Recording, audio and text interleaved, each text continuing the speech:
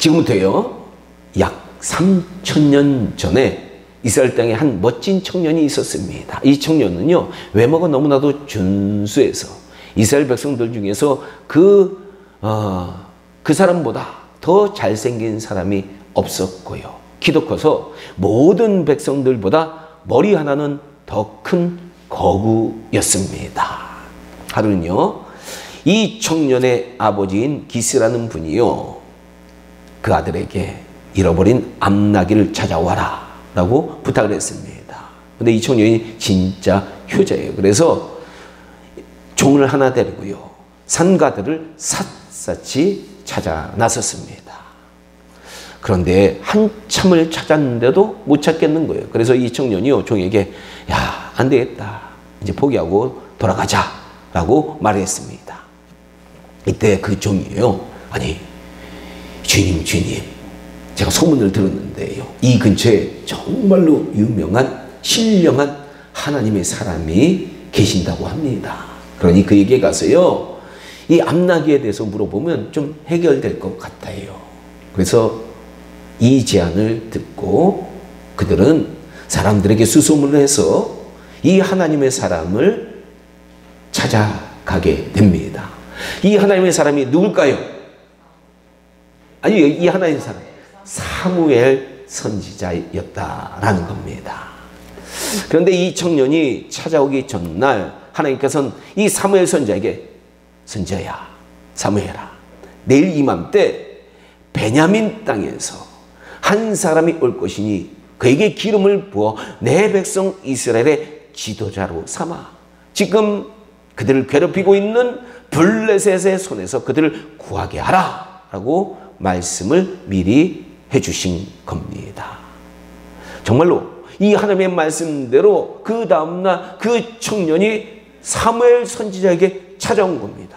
이에 사무엘 선지자는요, 그에게 기름을 붓고, 이제 당신은 기름을 부었다는 건요, 올리브 기름을 부었는데, 이 올리브 기름을 부었다는 거는 왕이나 선지자로 임명할 때 다 부은 건데요, 이 기름을 붓고 앞으로 이스라엘 왕이 당신이 될 것입니다 라고 말해 주었습니다. 그리고 또 이 청년에게요, 이 예언이 확실하다라는 확증을 해주기 위해서 당신이 돌아가는 길에 어떤 사람을 만나게 될 텐데 당신의 아버지가 나귀를 찾았다는 소식을 듣게 될 것입니다. 그리고 또 선지자들의 무리를 만나게 될 것입니다 라고 사무엘 선지자가 예언을 해 주었습니다.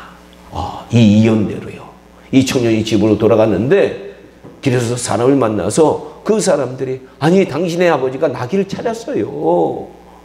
근데 당신이 안 돌아오니까 걱정을 하고 있습니다. 사무엘 선지자의 말대로 그렇게 이루어진 거예요. 그리고 또 길을 가는데요, 한 선지자의 무리를 만나게 되는데 갑자기 하나님의 영이 이 선지자의 무리뿐만 아니라 이 청년에게 임해서 그들과 함께 예언을 하게 되었다라는 겁니다.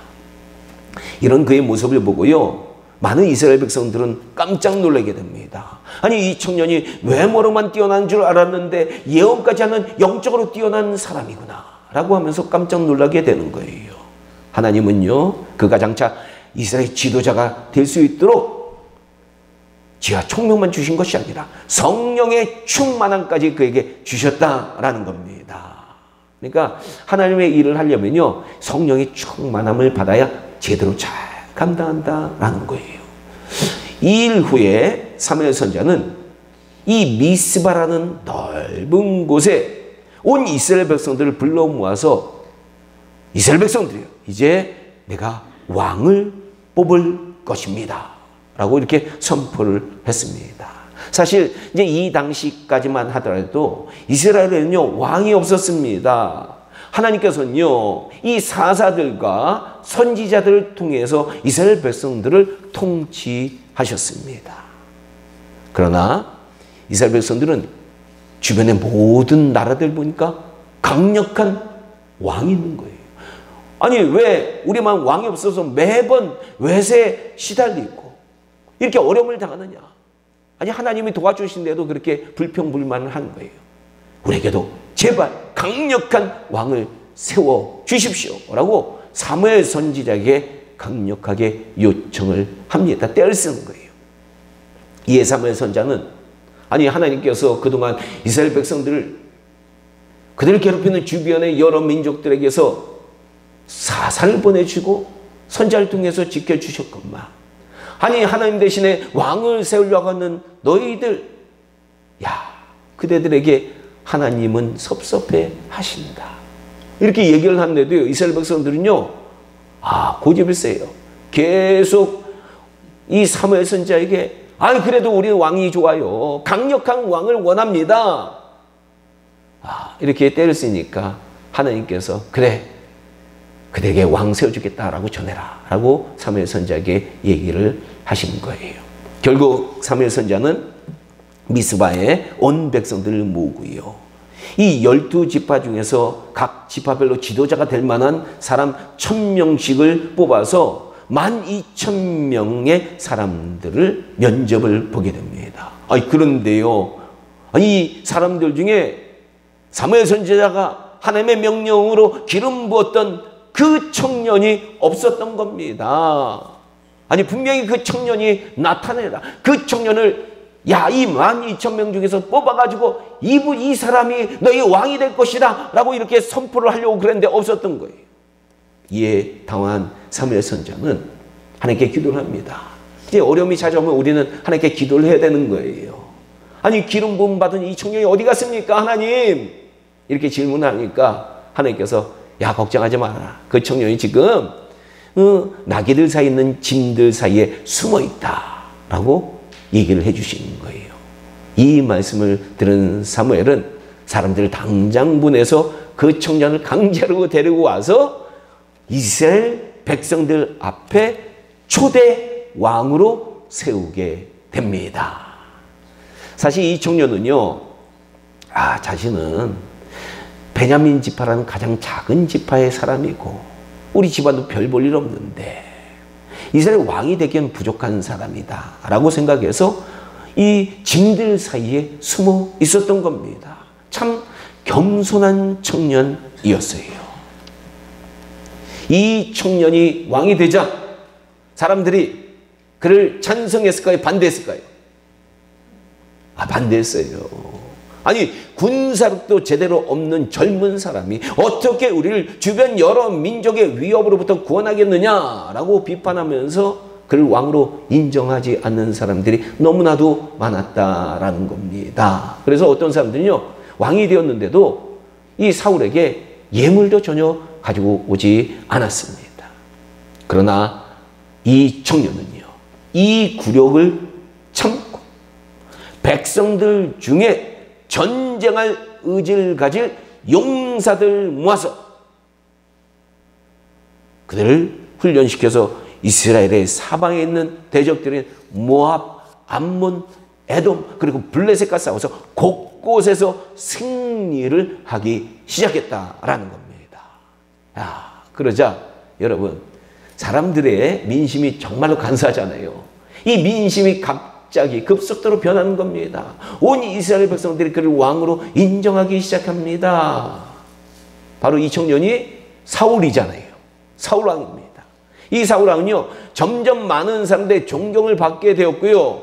나중에는 사울이 어떻게 우리 왕이 되겠느냐라고 비판했던 사람들은 끌어내어서 우리가 그들 죽이겠노라 라고 백성들이 외칠 정도로 백성들은 사울왕을 지지하게 되었다라는 겁니다.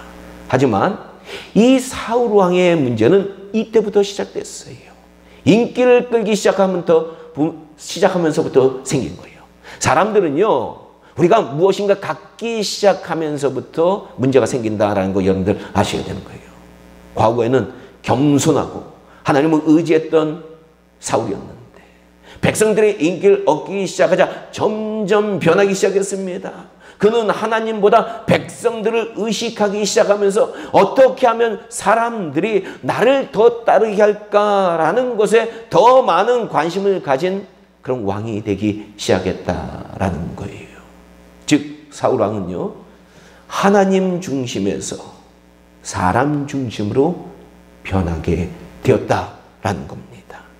결국 하나님께서는요, 사울을 왕으로 세우신 것을 후회하십니다. 그리고 선지자들과 함께 예언까지 했던 신령했던 사울 왕은요, 하나님의 신이 성령이 떠나니까 그게 무엇이 왔느냐? 악신이 찾아와서 그를 괴롭히기 시작했다라는 거예요. 우리는 정말로 우리 믿는 사람들은요, 우리의 영혼을 잘 지켜야 돼요. 우리 영혼에 하나님의 성령이 충만하도록 늘 우리 영혼을 잘 지켜야 됩니다. 그는요, 안타깝게도 이 하나님의 영을 잘 지키지 못해서 하나님보다 사람 중심이 되기 시작하면서 늘 불안과 스트레스 가운데 살기 시작했다라는 거예요. 그런데 이때요, 혜성처럼 등장한 다윗이란 부하가, 아니 전 이스라엘 백성들이 두려워하는 골리앗을 물리치게 됩니다. 그러자 백성들은 이게 마음이 요동치잖아요. 자기 마음에 드는 사람이 생기면, 정치인이 생기면 막 거기에 마음이 다 쏠리는 게 이 보통 사람들의 심리거든요. 그래서 백성들이 사울은 천천히요, 다윗은 만만이라고 외치면서 다윗의 인기가 날로 하늘로 치솟아 오르는 겁니다. 그래서 사울 왕의 마음에 질투심이 생기기 시작했고요. 결국 이것이 가득 차서 이놈 놔둬서 안 되겠다, 다윗을 죽이기로 결심을 하게 됩니다. 이때부터 사울 왕은요, 그동안 정치를 너무 잘했는데 올바른 정치를 하지 못하기 시작합니다. 다윗을 죽이는데 그의 시간과 정신과 정력을 허비하기 시작했다라는 거예요.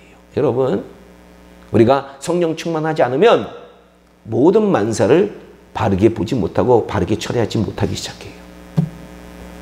그는 자신의 이런 삐뚤어진 모습을 바라보면서 하나님과의 바른 관계를 회복하기보다는 증오와 질투와 욕심으로 가득 찼습니다. 그래서 사울 왕은 블레셋이 이스라엘 국가를 위협해 오는데도, 점점 이스라엘 침범해 오는데도 다윗을 찾는 데 급급한 거예요. 결국 블레셋이 이제 사울 왕이 정신이 없구나 라는 것을 깨닫고 큰 군대를 준비해가지고 이스라엘 전면적으로 침략을 해오자. 이 방비가 안 된 사울 왕은요, 그만 블레셋 군인들을 피해서 도망하게 됩니다. 근데 도망하다 결국 더 이상 도망할 수 없게 되자 패배를 확신하고 적들에게 잡히느니 차라리 자신의 칼로 죽어야 되겠다 해서 자결해서 죽게 되었습니다. 사랑하는 우리 성민께 성도 여러분, 왜 사울 왕이 실패했느냐라는 거예요. 그토록 준수하고 멋있었던 사울 왕이 왜 마지막은 비참한 인생으로 막을 내렸느냐라는 거예요. 그것은 사울 왕이요, 하나님 앞에서 자신의 솔직한 모습을 보여드리며 무릎 꿇고 전능하신 하나님 앞에 이 어려움이 왔을 때 매달리지 못했기 때문이다 라는 거 여러분들 아셔야 됩니다. 사실 사울은요, 젊었을 적에 하나님의 신이 임하여 예언까지 할 정도로 영적으로 뛰어난 사람이었어요. 하지만 나중에는 악신이 자신을 괴롭히는 신세가 되었는데도 사울 왕은 하나님 앞에 자신의 이 처참한 자신의 모습을 보여드리지 않고 감추려고 하는 거예요, 하나님께는요. 그리고 다른 수단 방법에만 자꾸 이렇게 의지하는 거예요. 아담과 하와도 보니까요, 하나님 앞에 죄 짓고 자신을 감추었는데 그 결과 어떻게 됐습니까? 저주를 받았잖아요. 사울도 하나님 앞에 자신을 감춘 거예요. 우리 신앙인들은요, 하나님 앞에 우리의 본 모습을 감춘 일이 생기면 위험하다는 것 아셔야 돼요. 신앙인은요, 하나님 앞에 감추기 시작하면 그 인생은 어려움이 찾아와요. 우리는 하나님 앞에 솔직해야 돼요. 우리의 삶과 우리의 자아와 우리의 내면에서 어떤 것도 하나님 앞에 감출 수 없다는 것을 알고 하나님 앞에 우리가 솔직해야 돼요. 하나님은요, 아무것도 안 되는 우리 인간들이요, 위선 떠는 거 싫어해요. 강하지도 못한 우리 존재들이요, 강한 척하는 것도 싫어해요. 선하지도 않은 우리가 뭐 대단히 선한 척하는 것, 그것도 위선이라고 싫어해요. 우리 성도님들은요, 인간은 하나님 앞에 아무것도 아니라는 사실을 늘 명심하시기 바랍니다. 오히려 하나님은요, 심령이 가난한 자들을 더 좋아하시더라고요. 애통해하는 자들을 더 좋아하세요. 자신의 죄가 주홍같이 붉을지라도 하나님 앞에 솔직한 사람들 하나님이 더 좋아하시고 그들을 찾는다고 하셨어요. 예수님도 이 땅에 내가 의인 찾아온 게 아니다. 병자처럼 병든 자들을 찾아왔다. 이렇게 말씀하셨어요. 다윗 왕이 사울 왕보다 더 위대한 이유가 왜냐? 그것은 다윗 왕은요, 충신인 자신의 장군 우리아 장군의 이 장군을 고의적으로 죽이고요, 그의 아내, 아름다운 아내 밧세바를 차지했어요.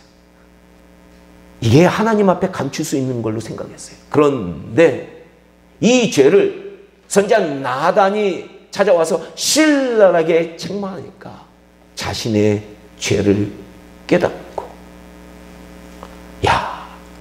내가 그렇게 하나님 앞에 추악했구나 라는 것을 깨닫고 눈물을 흘리면서 하나님 앞에 회개를 했는데 자신의 침상을 다 적실 정도로 그가 회개했다라는 거예요.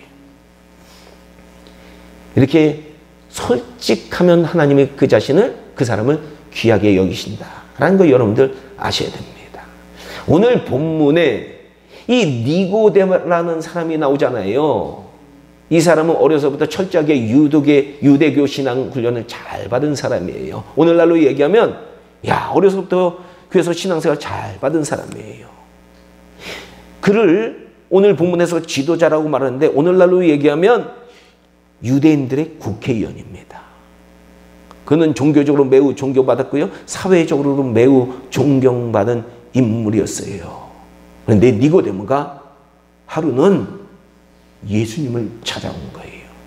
본문 3장 2절에 보니까 그가 워낙 높은 지책이라서 체면상 다른 사람들의 눈에 띄일까 봐 예수님께 찾아왔는데 언제 찾아왔습니까? 남들이 다 잠자는 저녁에 남몰래 찾아왔어요. 그는 예수님께 찾아와서 예수님이 아직 어떤 분인지 몰랐어요. 그래서 랍비여, 선생이라고 부릅니다. 우리가 당신을 하나님께로 오신 선생님을 압니다 라고 먼저 칭찬의 말을 열면서 하나님이 함께 하시지 않으면 이런 표적들을 아무도 할 수 없습니다 라고 예수님을 높여듭니다. 사실 이 니고데모의 칭찬은요, 상대방에게 나는 품이 있는 사람이다 라는 것을 나타내기 위한 어떻게 보면 좀 위선적인 칭찬입니다. 그러자 예수님은 자신을 감추고 있는 니고데모에게 다음같이 말씀하셨어요. 진실로 진실로 너에게 이르노니 사람이 거듭나지 아니하면 하나님 나라를 볼 수 없느니라.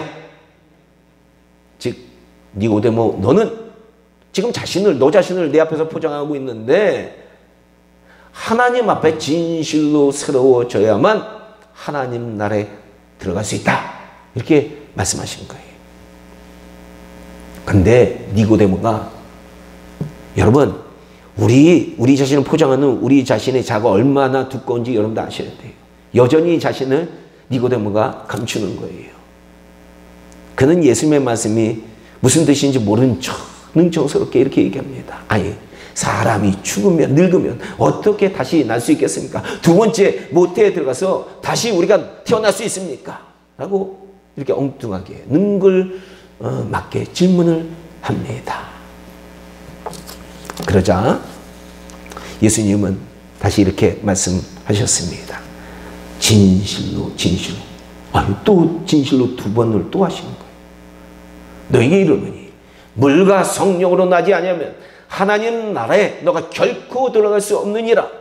육으로 난 것은 육이요 성령으로 난 것은 영이니라. 아멘.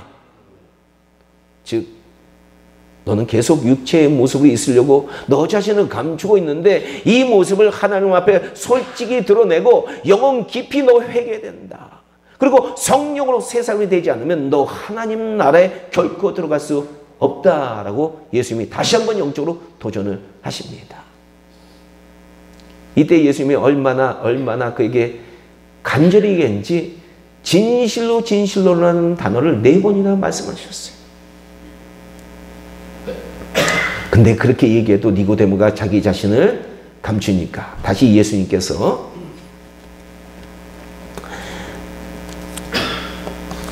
이제 예수님께 이제 얘기를 하시려고 하는데 니고데모가 이렇게 질문합니다. 아니 예수님, 어떻게 이런 일이 일어날 수 있습니까? 저 이해가 안 됩니다. 예수님께서 야, 너는 이스라엘의 선생이라고 하는데 그렇게 성경을 잘 아는데 왜 이런 일을 알지 못하느냐 라고 책망하시고, 구약에서 예언한 메시아가 바로 예수님 당신이라는 것을 그에게 구약 성경을 잠깐 들어서 알려주십니다. 이때까지 나 외에는 하늘에 올라간 자가 없느니라. 모세가 광야에서 뱀을 들었을 때 이것을 본 자가 다 병에서 나은 것처럼 나도 들릴 것이다. 이게 무슨 얘기인지 그때 몰랐겠죠. 이는 뱀처럼 들린 자를 믿는 자마다 영생을 얻게 하려 하심이 바로 하나님의 뜻이다. 이렇게 말씀하신 거예요. 근데 너 보니까 하나님과 모세에게 불평불만만 하다가 모세 같은 그 노뱀을 보지 못하고 이 불뱀들에게 물려 죽어갔던 이스라엘 백성들과 너 자신이 지금 똑같구나. 자기를 자꾸 감추는구나. 너 자신을 하나님 앞에 솔직하게 드러내지 않는구나 라고 예수님이 말씀하신 겁니다. 그리고 또 예수님은 다시 한번 이렇게 말씀하십니다. 하나님이 세상을 이처럼 사랑하사 독생자를 주셨으니 이는 저를 믿는 자마다 멸망치 않고 영생을 얻게 하려 하심이라. 하나님이 그 아들 세상에 보내신 것은 세상을 심판하려 하심이 아니요 저로 말미암아 세상이 구원을 받게 하려 하심이라. 아멘. 그리고 예수님은 니고데모에게 인간의 상태를 다음까지 말씀하십니다. 니고데모야, 인간이 지금 이런 상태다. 정죄는 이것이니 곧 빛이 세상에 왔을 때 사람들이 자기 행위가 악함으로 빛보다 어둠을 더 사랑한 것이니라. 이 말씀이 무슨 뜻입니까? 이 말씀은 빛 대신 예수님께서 세상에 왔지만 많은 사람들은 자신의 모습들을 어두운 가운데 감추고 있다는 거예요. 그 이유는 밝은 빛에 그들이 나가면 자신의 죄악된 모습, 그들의 본질된 모습이 드러날 것을 두려워해서 자신의 속모습을 감추고 있다라고 예수님이 말씀하신 겁니다. 우리 인간은요, 사울 왕처럼 하나님 앞에 자신의 죄를 감추려고 하면 할수록 여러분 불행해집니다. 자신의 죄를 감춘 자는 그 심령이 깊은 어둠에 깔리게 되고요. 만족이 없어져요. 자신의 악함이 드러날까 봐 빛으로 나오지 못하게 됩니다. 결국에는 어둠이 그 사람을 지배하게 된다는 거예요. 이 대화를 마친 후에요. 니고데모는 예수님을 떠나고요. 그런데 결코 떠난 게 아니에요. 예수님 주위를 남들 몰래 배회하기 시작합니다. 그러면서 그는 아니 예수님께 가난한 자들, 병든 자들이 나오는데 그들이 예수님의 능력으로 고침을 받았고 영적으로 기쁨을 얻는 모습을 수도 없이 보는 거예요. 가만히 보니까 그들은요, 아니 자기처럼 체면도 없이 한치의 감춤도 없이 예수님께 나와 솔직한 자신의 상태를 보여드리며 예수님 내가 이렇게 아파요. 예수님 내가 이렇게 죄인이에요. 예수님 내가 이렇게 다른 사람들을 착취했어요. 이렇게 보여드리면서 아니 예수님께 나오는데 아니 그들이 기적을 체험하고 하나님이 주시는 자유와 평화와 기쁨을 누리는 것을 니고데모가 본 거예요. 야, 이때 너무 충격을 받은 거예요. 그런데 이게 웬일입니까? 예수님을 죽이려는 유대인들의 음모가 시작되었어요. 그래서 니고데모는 아니 자기가 존경하는 이 예수님을 죽이려는 이 모의를 막아보려고 노력했는데 헛수고였습니다.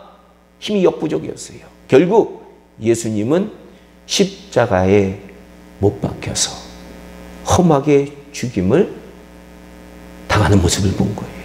아마 이때 니고데모는 너무나도 허탈했을 거예요.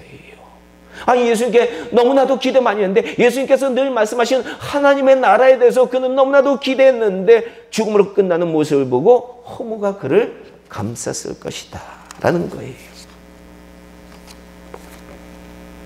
그래도 이 니고데모에게는 예수님께 미련이 남아있었어요. 왜냐하면 예수님께서는 자신이 그 몰래 찾아갔던 그날 밤에 나 외에는 하늘로 올라간 자가 없느니라. 모세가 광야에서 뱀을 들었을 때 이것을 본 자가 나은 것처럼 나도 들릴 것이다.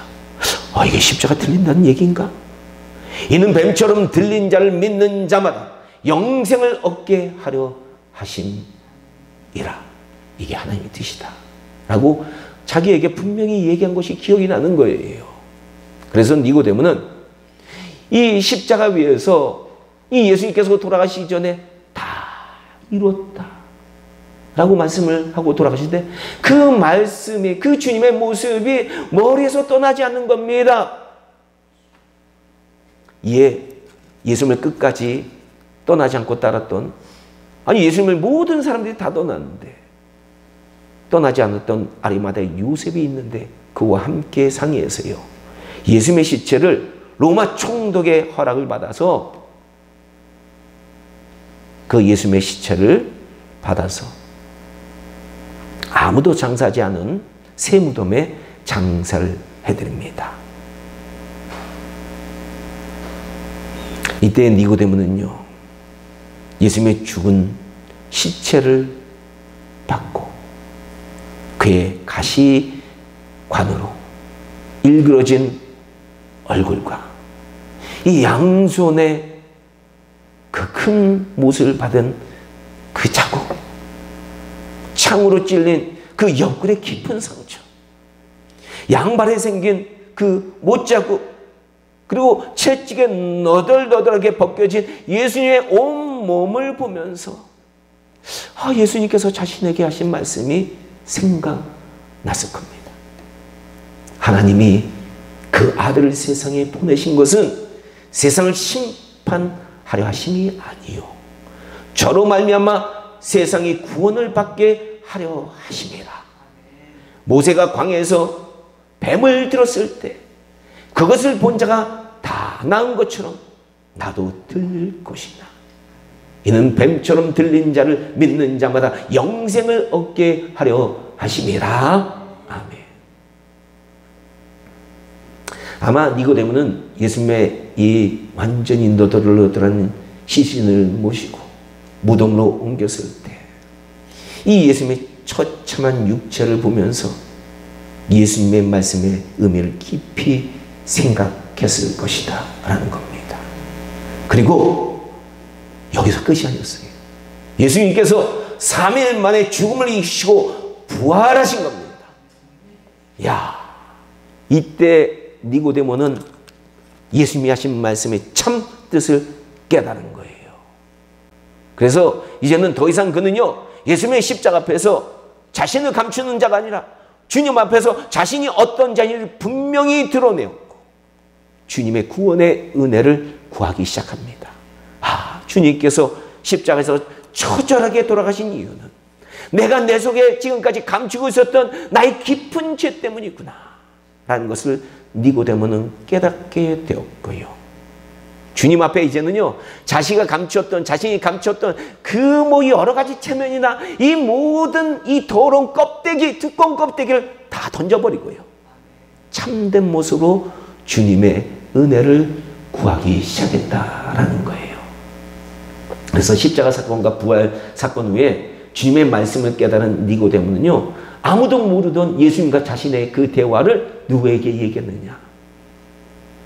요한 사도에게 얘기합니다. 그래서 이 요한 사도가 이것을 듣고 이 요한복음에 기록한 거예요.